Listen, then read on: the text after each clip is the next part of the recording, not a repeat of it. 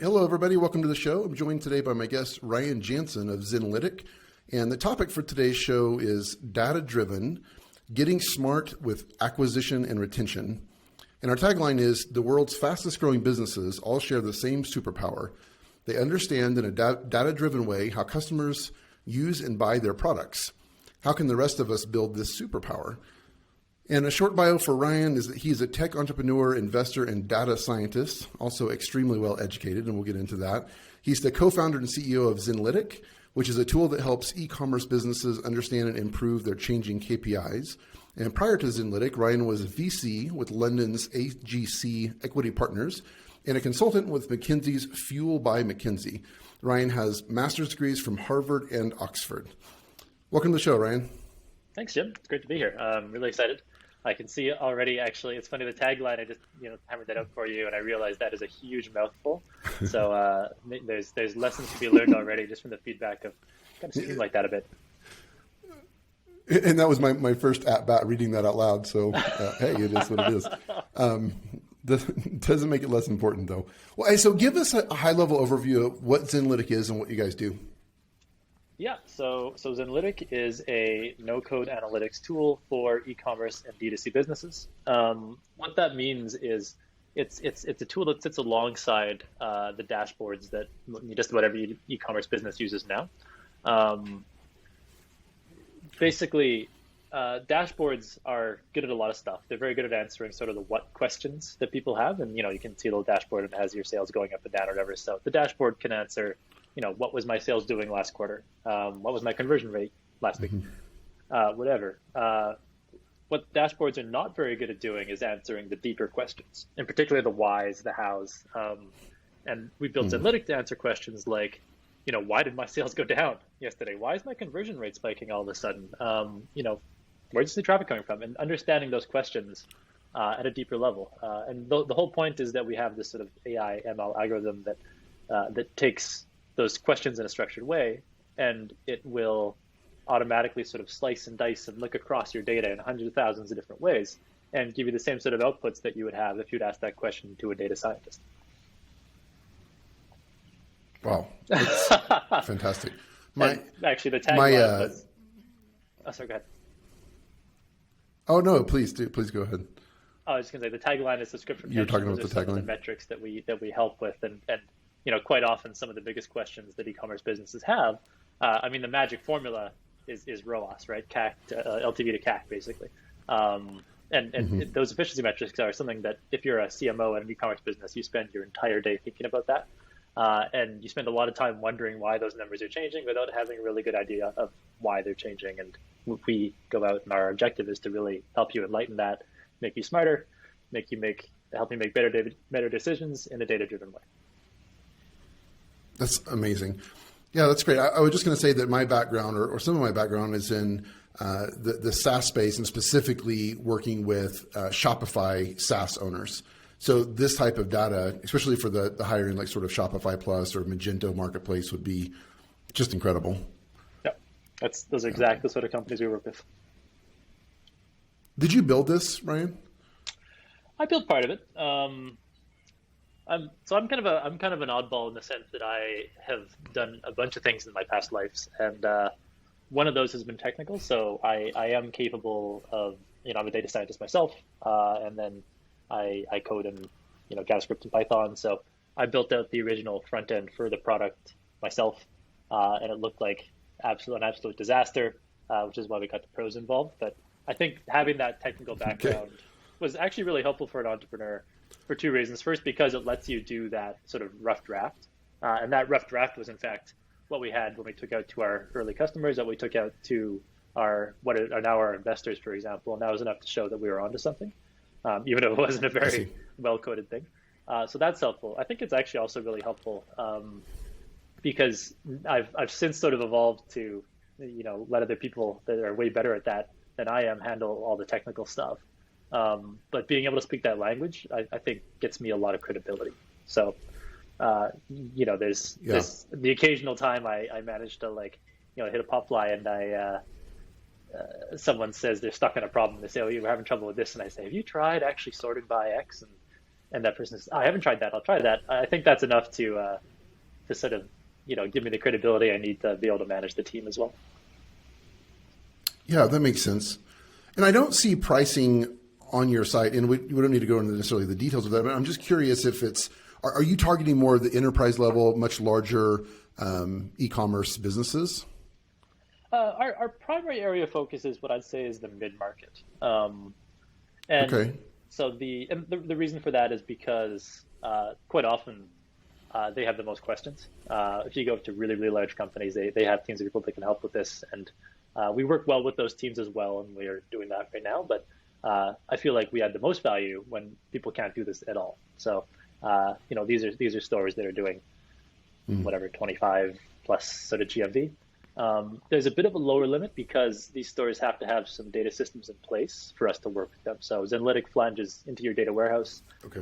just like your other tools would. So if you're using, dashboards or reverse ETL or data exploration tools, they all sit on top of something like a Snowflake, for example.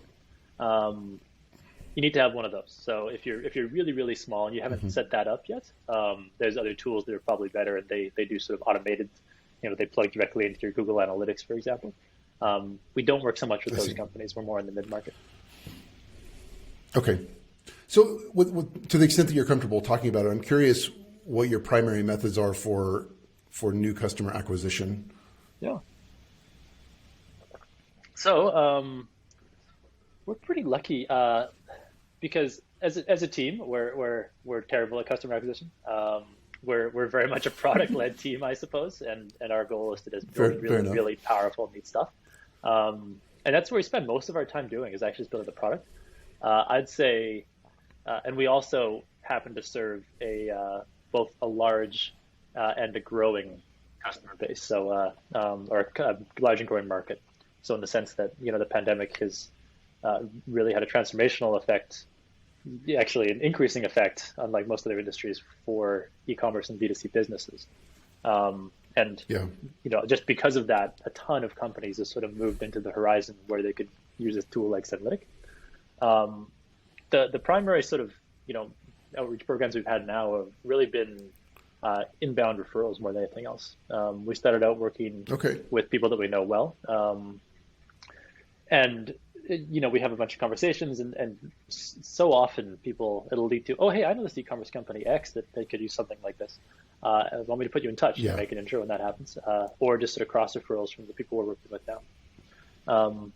Having said that, I think there's, having said that, I think the long run, if I were to look to a company for, how I would approach customer acquisition for this, if I wasn't, focused on this inbound, I'd probably look to a company like Looker, for example. And Looker, as you know, bought by Google sort of last year. I don't have any insider information in Looker whatsoever, but huge exit. They started out very much with an outbound sales approach, as I understand. A lot of blocking and tackling at the start, and then as they built that brand, that just builds the flywheel, which sort of gets more people interested in solving the problem. So I think actually just reaching out to companies and direct conversations, market research is not a bad way to go for a tool like this. Sure. I would actually love for there to be a bottom-up PLG type motion for something like this, product-led growth, which is kind of the name on everyone's lips right now.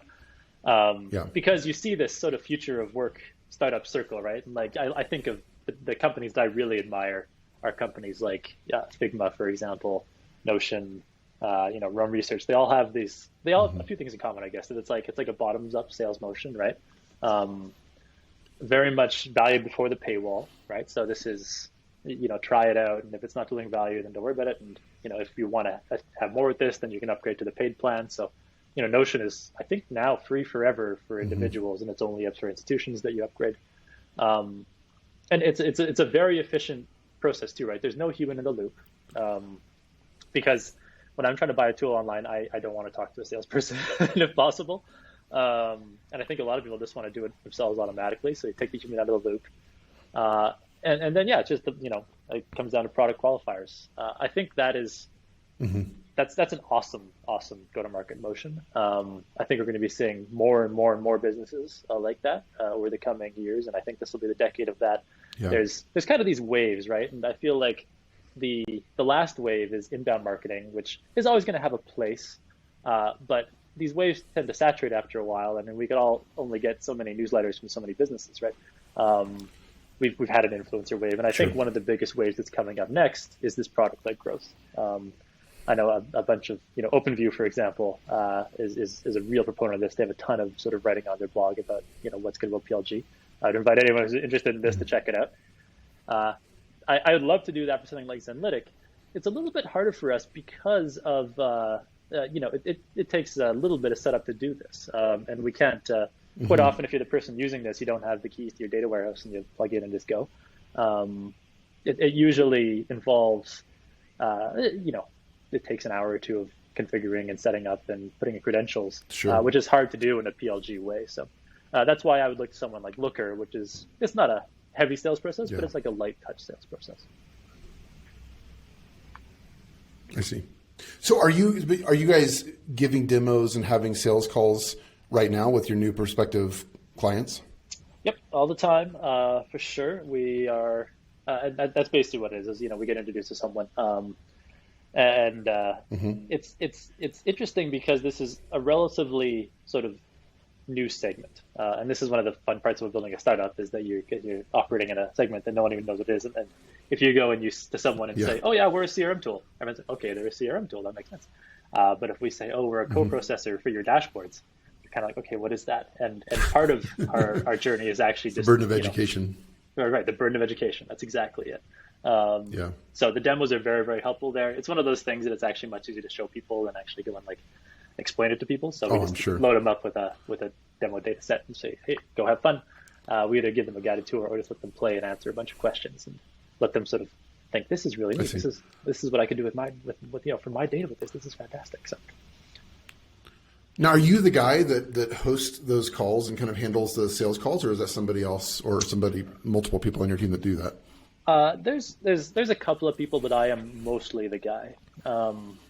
Mostly by default, because like I said, we're predominantly a team of sort of engineers and technologists and UI UX designers, and less a team of salespeople. But I guess I am the most salesy out of anyone. But that doesn't mean I'm a salesperson. So I guess it's mostly me. And I think the fact that we don't have that sales DNA is actually great, because agreed. Yeah. One of our big goals is authenticity. And for several reasons. I mean, first, just because I've been doing this for too long, and I'm too old to worry about trying to project someone that I'm not, or try and project like I'm doing something that I'm not, or anything like that. So our number one goal is to be ourselves. But I also think it's actually very effective for communications. It really resonates with people. This is one of the most valuable lessons I learned back. I love that you're hitting on that. Yeah. And I remember I learned this earlier. Let's. Oh, sorry, go ahead. Let's go deeper into that a little bit, because I want to know how do you define authenticity, and as it relates to sales, but also just as it relates to general relationships, both with clients, with team members, with partners, with advisors, with investors, et cetera. Yeah, for sure. This is something that I feel very strongly about. It all, the very first time I discovered the power of this was when I was leaving business school, and I was sort of getting my first job out of B school. And this was, I had finished business school in 2010, which was not a great time to be leaving business school. And I imagine not a lot of jobs. And I think most of the class was actually struggling to find jobs. And I remember I had a few interviews and they didn't turn out, and I was like, oh man. And then I finally did another one, and I, just kind of connected to a partner, and we kind of we hit it off very quickly, just kind of chatting, and I was very much at ease and everything, and he started asking some questions, and I kind of thought to myself, you know what, to hell with it, sheets the wind. I'm not gonna try and structure this in a certain way or talk a certain way. I'm just gonna be 100% myself. And I said, listen, I think this job's really cool. I'm really excited about it. Here's the things that I'd be good at, X, Y, Z, whatever. And I listed off a bunch of things. And I said, okay, now here's the things that I think I would actually not be as good at. And like, here's probably where I'm missing. And I was like, A, B, C. And I was like, I don't have a network in this area and I haven't done this before. And Okay. I was completely upfront. And it was all 100% true. And I wasn't trying to put my best face forward. I think it was more like, just like, this is what the relationship would look like. Right. And it was like flipping a switch. And this partner was like, this is amazing. And it's like, and he was really thoughtful about it. I finished that and he was like, huh. And there was like a big long pause. And I was like, oh no, I screwed this up. What am I going to do? And then he said, okay, well, and he looked at the negatives. He was like, okay, well, this, yeah, we can live with this. I can teach you, this is how it addressed. And like, he actually went through the list in a very thoughtful way. And, I got the job. So like that, and it just started a very great relationship with someone who's a mentor to this day, basically. And that was when I kind of vowed, I was like, I'm always just going to be myself. And that's also How has that evolved? That's the biggest way. Yeah, sorry, Ryan. I think we have a slight lag. I think I'm stepping on your toes, and I don't mean no to. Problem. No problem. I know we have a bit of. But I'm curious. So that was, almost around a decade ago. I'm curious how this has evolved and matured for you as you've gotten more and more experience in your career. The biggest way that it's evolved for me. I mean, well, so first off,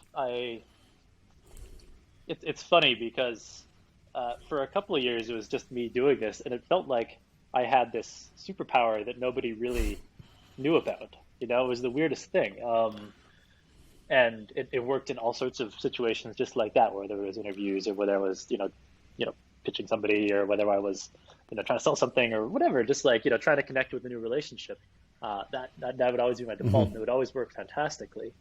And I realized, well, why people were having such a hard time with it is because it takes a lot of courage just to put yourself out there like that, right? And it's hard to just right. Okay. Yeah.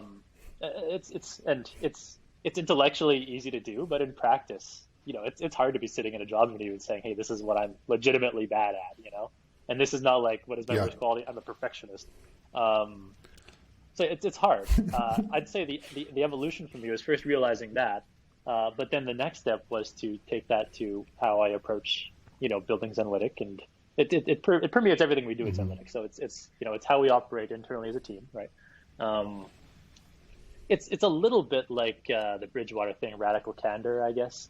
We're always 100% honest with everyone, basically. We come at it from a very respectful way, but it's how the team communicates. Most importantly, there's that sense of authenticity about your business is also, it's very effective when you're talking to people. So on those calls, when I'm talking to people, I can say, if they have questions, can Zenlytic do this? I think a salesperson would be like, well, I think if we have this upgrade and this and this and this, and my answer is like, listen, I don't think we're very good at that. We're not focused either. We're not focused on it, or we're not going to do it in the future. Yeah. Here's a list of other tools which might be better for that.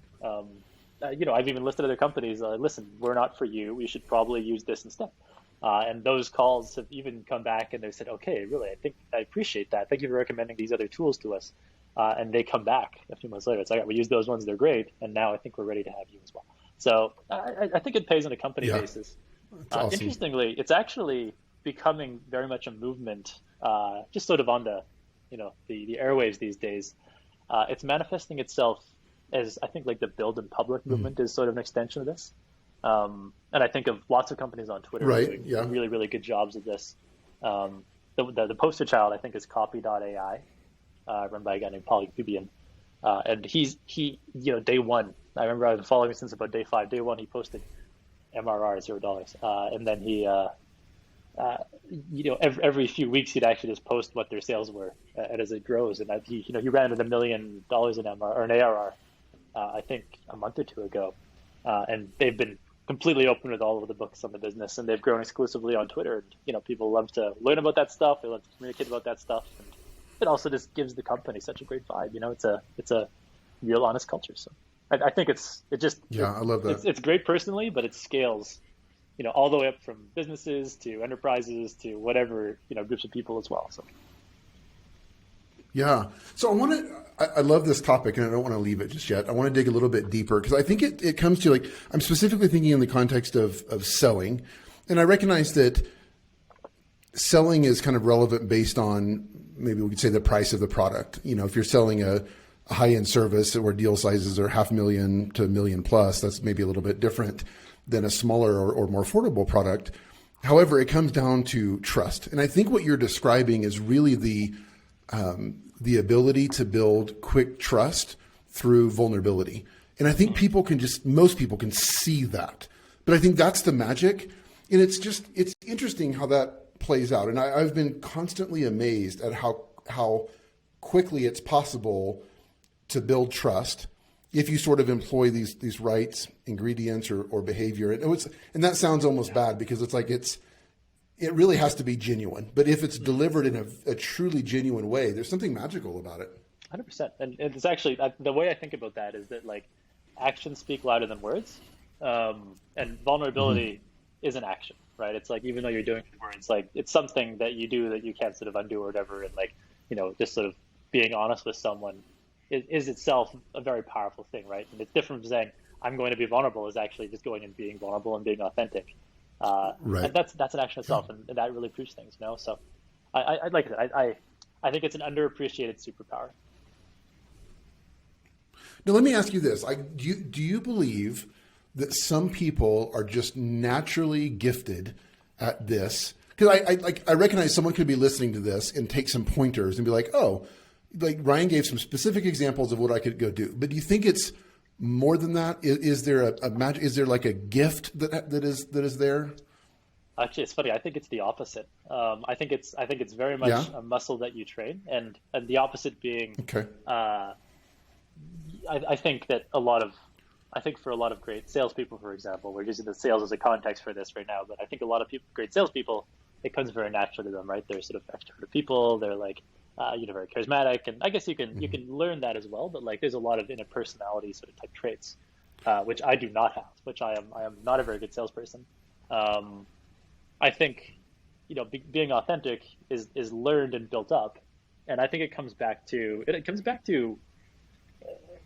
getting past the fear of it. And it reminds me, my co-founder Paul is a rock climber, and he talks about going through the various rock climbing things. And what's funny, when he describes it, there's a big chunk of that sort of curve where it's actually just being able to like be comfortable in the mountain and get over that before, it's not even about like hand strength at the lower level. It's about your attitude and your approach to being able to address that sort of uncomfortable situation. And I think if you practice that, that's the muscle you're building and you're being authentic, right? And it's like I said, it's a scary thing to do. It's really tough to actually put yourself out there like that.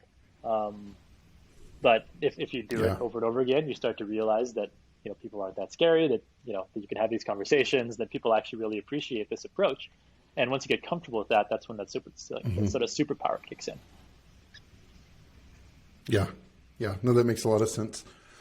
Let's transition. One of the pieces in your LinkedIn that jumped out at me was your time as an advisor at Noom.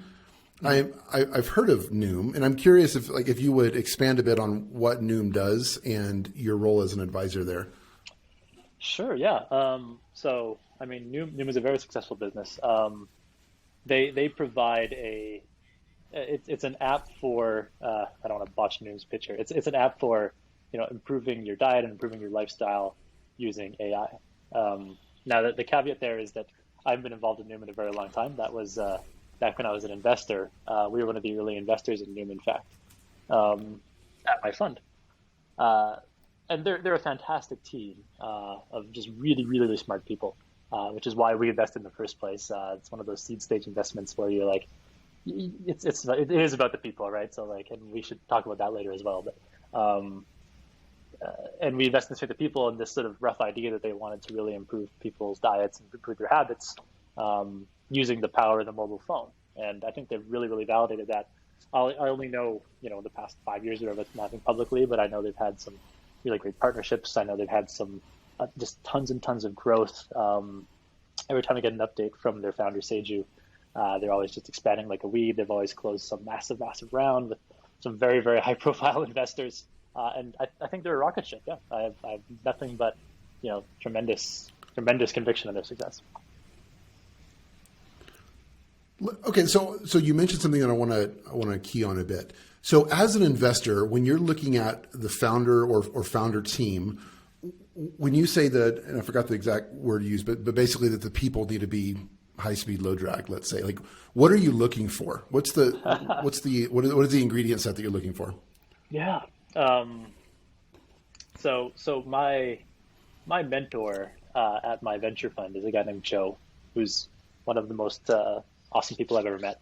And my sort of first week on the job, we were doing a pitch, and we were, someone's pitching us, and we had a chat, and he kind of, at the end of the chat, we talked about stuff, and he gave me this sort of like piece of advice, which was, every company sort of will reach this sort of crisis point, at least once, but usually once it happens, you reach this sort of crisis point, and it looks different every time, but a lot of this stuff is similar. So it's like that company will have, they're running out of cash, they're not getting resonance with the customers that they were hoping for. The team is sort of disenchanted, they're kind of worried. There's tension, and so like, that's kind of like the hard point, and like they don't know if they can even go on or not, right? That's kind of like the make or break moment. And it's exactly that. And there's like, my mentor said there's two types of companies in the world, right? There's the ones that, hit that crazy roadblock where everything's falling apart and nothing's working, and they don't know if they can go on, and, they run out of money, or they have to, give up for some reason, they pack up shop and they close up. The second type of company are the ones that, lean up, they do whatever needs to be done, they adjust, they react, they focus more than anything else. Usually it's focusing is what really sort of gets you past that point. And they get through that crisis. And the ironic thing is that crisis, once you get through that, that's usually when the business really starts to take off. And it's funny. I kind of took it a grain of salt at the time, but I've seen it happen so many times over and over again that that's the way we thought of our portfolio. And every company that we would touch or interact with, it's like, are they before the crisis point or post crisis point?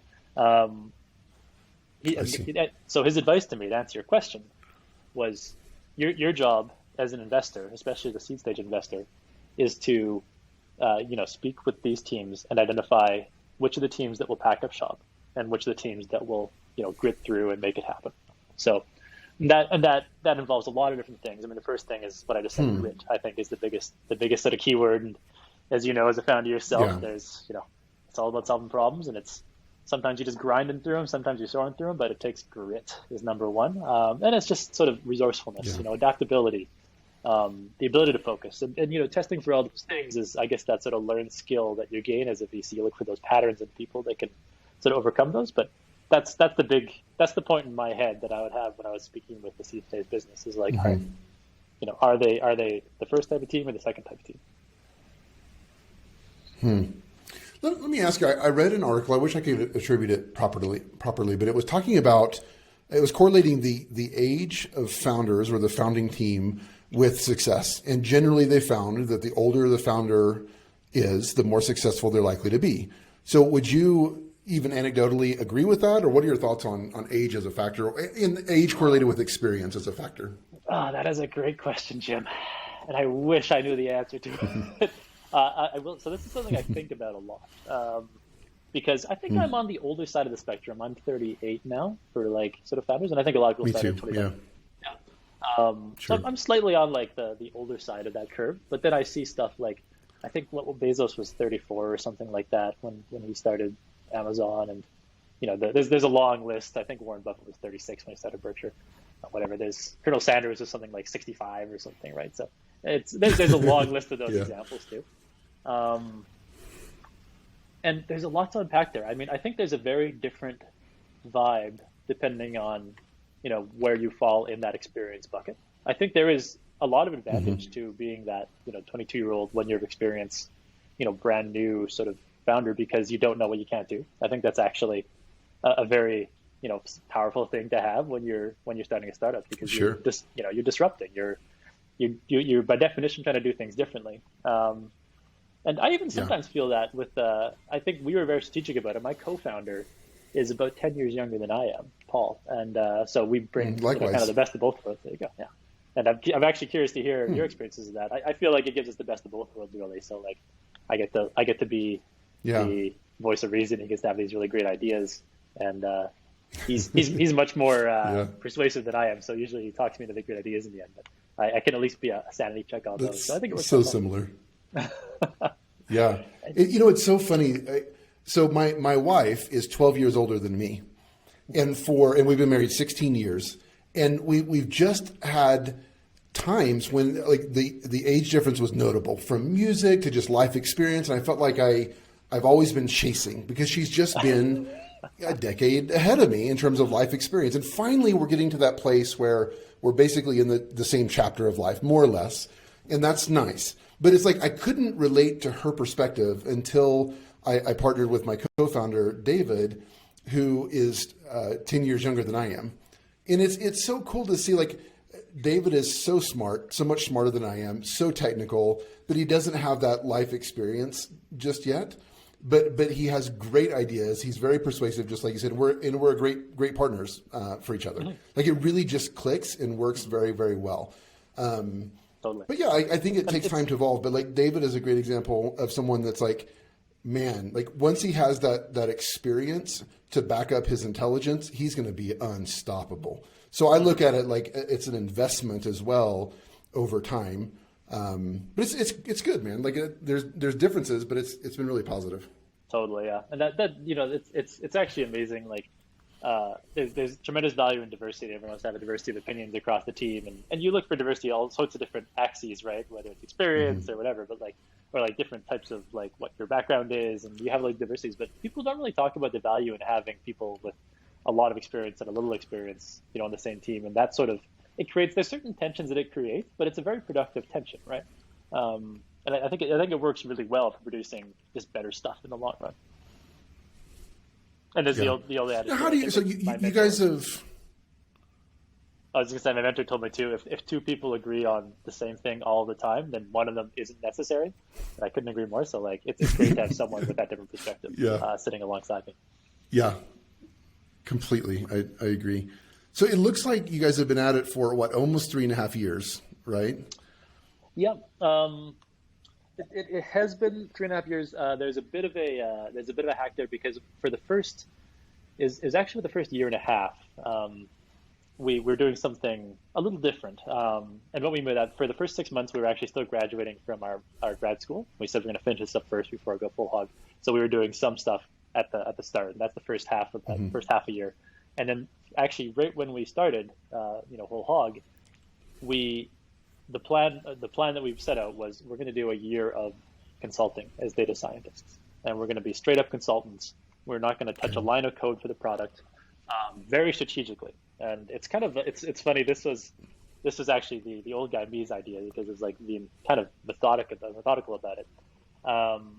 But what we did with that, there's two good things there, right? We worked with dozens of companies, from like startups to Fortune 500s, and it did two things for us. First, it helped us bootstrap a bunch of early funding, which is great. Secondly, it gave us a ton of insight into how companies use or fail to use their data. And we saw, you see, when you work at that many different companies, and just basically, it was a great excuse for them to basically tell us their problems. And it's like, here's our problems, blah, blah. You start to see where the convergence of the streams is. And that had a profound effect. We had a few ideas of how to structure Zenlytic going into it. And by the time we had finished that process, it was crystal clear. We knew exactly what the problems were. We knew exactly how we could address them. We knew exactly how the companies were structured, both technically as well as organizationally, as well as operationally. We understood exactly what we needed to do to build this product after that. So then we set out to build the product. We went out. We raised our pre-seed round with a bunch of VCs, mostly in New York, but kind of across America. And we started sort of scaling up. So it was an unusual approach, and I think if we were two 25-year-olds, we probably would have jumped in and just just start building stuff. But we were thoughtful about it. That was a year and a half ago or whatever when we started the product, and we've been rolling as Zenlytic as you know it since then. So I'm curious, how do you and Paul define your roles and areas of responsibility, maybe get into decision making a bit? I mean, for anybody that is apprehensive or trying to weigh the pros and cons of should I partner or go about this solo, like what would your advice be, and how do you guys handle that? Yeah, it's funny. I have an unpublished Twitter thread, which I gotta hit the send button on sometime here. It's a living thread of things that I knew as VC platitudes that I've now internalized, that I realize just how important they are. One of the things in that list is the importance of having a founding partnership. And this is something that, the old adage, I think YC, for the longest time, and maybe even still till today, I'm not sure, they would only accept partnerships. So like you couldn't be a solo founder going into YC. I think that was one of Founders Fund's, like one of Peter Thiel's, he has those sort of rules of thumb, right? And I think one of them was, I think he actually referred that as well. Don't quote me, I'm not positive, but I think that was one of them. And lots and lots of VCs say we want to have founding teams or two founders. Without really, and I was one of them. What's the thought behind that? Yeah, that's the thing. And I was one of them without really totally understanding why. At the time, I guess it's just, there's a lot of sort of theoretical things, right? You can kind of keep each other honest and stuff. And like, so like if there's two people, you're going to be a lot stickier. If it's just you slogging along by yourself, I think it's harder. You're more likely to be one of those pack up shop companies than to get through it companies, for example. It's diversity of skills. So again, it's like you can have two different people bringing different skill sets. Yeah. Quite often the partnership you see is like I think Sean Purr was talking to us on My First Million recently. He said that like it's usually like a technical expert and like sort of like a go-to-market expert, and that's a natural fit. So there's all those things, but like having lived that life now of a founder and having crossed the table, I totally understand why it's so important. For all of those reasons, yes, but so many more. First off, the first thing that comes to mind is just you support each other, and it's you talk about how venture investment is a marriage. You talk about how co-funding it's a marriage, and that's really true. And like it's you have someone that you're committed to, and that if you're having a hard time trying to figure something out, you're struggling with something, that person's there to support you. That is so important, and it's that person is going through the same journey as you. You're starting the same company. It's like they understand more than anybody else understands. So I think that's just super important. And then I think it's just and then all the other stuff too. It's for sure we bring different viewpoints, which is great. We go back and forth. We were a bigger team now, but in the early days we were just going back and forth on all sorts of stuff. And not only do you have when you have a difference of opinion, it's interesting because then that's where you need to find more data. And that's like a big thing. Is like it's not like okay, like who's right, who's wrong. It's like wait, we both have good ideas and we both think about this differently. We don't know the answer to this yet. We need to go out and do more research. So like that's a great flag to find out what you don't know, basically. And then it's I think absolutely. It's great. And then the one other thing too is just one other person on the team who really thinks like a founder, and there's that the mindset of the founder is just often different from, that's right. And like just the way you think about it, it's just more about being with this thing from the very start. You really feel the ownership, for the company. That even early employees often don't feel that same level of ownership. So like it's really good to have someone else who shares that with you. Yeah. I imagine you probably feel the same way. I do. Yeah. It's been a really rich experience, and it reminds me of like there's been a lot of times in my life that I've tried to lose weight and all were unsuccessful except for the one time that I worked out with my best friend consistently, and I lost 100 pounds. Sadly, I've gained that back, but it's like that was that. There was something about that accountability, encouragement, and it was interesting because, there were days that I needed the support and encouragement from him, and then there was time where we transitioned and he needed it from me. But the point is, we were there for each other, and we were stronger together, and it really made a notable difference. And I see it very similarly. For sure, yeah, and that's exactly it. And like having lived that, you don't even know how important that is until you live it and internalize it. But and I feel like it's great at an intellectual level, but you just have to do it. I could not imagine starting a solo business. And actually, it's even it's funny, we see other founders when we actually went to sort of a quasi incubator program called Company Grand Central Tech here in New York. They had a bunch of their class of like 20 people in there. Some were solo, some were sort of 2 or more founders basically. And empirically, I watched the solo founders having a much harder time of things. They're there in the weeds and they're kind of slogging through. And the other really important thing is that it's the concept, this idea maze concept, right? Where it's like it's easy to look back. These founders always have these strong narratives. Oh yeah, the future is going to be this way. But in reality, you're in the forest, and there's a million different ways you can go, and there's always doubt if it's the right direction. And having someone else to navigate that with you, it just helps you navigate that idea maze so much more effectively. Totally. Well, Ryan, I know we're close on time. Let's end with this question. I would like to know what advice you would give your younger you. If you went back, say, 10 years and gave yourself advice, had a conversation with a younger Ryan, what would that look like? Ooh, good question.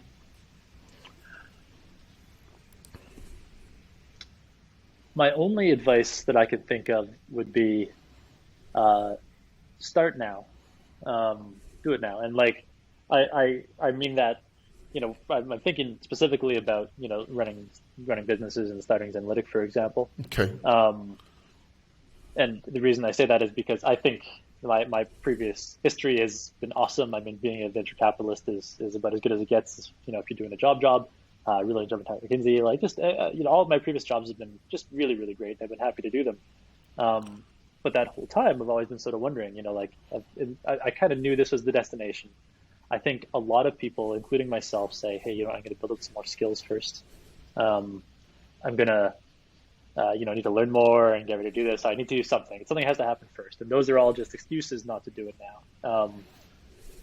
I think that you're never going to have the skill set that you need to go in and just fully do it. You just got to go for it, and you'll figure it out as you go. And it's, there's no time like the present. Now I say that, that's about, that came to mind about my, my commercial life and business life. But I think it's actually true for just about anything. If there's stuff that you're thinking about, and I don't know, there's probably all sorts of things that I had hesitated on or waited on in the past, and life's too short, so just start now. Don't waste any more time. Yeah, that's good stuff. Well, Ryan, you've been very generous with your time. You've shared a lot of wisdom, and I really appreciate you joining us. Yeah, this has been super fun. Thanks so much, Jim. Really enjoyed it. Can't wait to see the cuts, awesome. And let's talk about it really soon here. Totally. So website is zenlytic.com, and then we'll have link to Zenlytic. We'll have link to your LinkedIn and Twitter too, right? Do you mind if we share your Twitter profile? Sure. Yeah, twitter.com/Ryan Janssen. Right on. Great. Awesome. Well, cheers, Ryan. Thanks again for your time. Thanks, Jim. Thanks all.